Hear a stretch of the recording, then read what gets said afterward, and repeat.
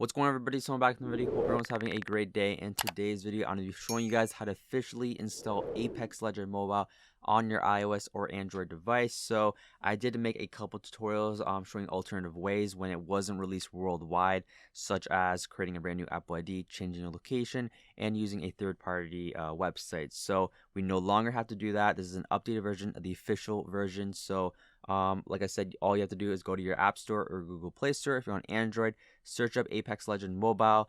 But for some reason on iOS, it doesn't show up at the top of the page. So what you actually do is having to scroll all the way down until you see the app right there with the Wraith and Apex logo as the icon. So this is the official one from Electronic Arts. We can even scroll down and you will see the file size is approximately 3.5 gigabytes. So I just installed it, but there you guys have it. I did just want to make this updated video because I know people may not even know that this is the official release date of Apex Legends Mobile and will still be using my old tutorial. So this is just an updated one, but later today I will have a full gameplay of Apex Legends Mobile on the iPhone 13 Pro. We're going to be able to see if we are able to run on 120 Hertz, but I highly doubt that.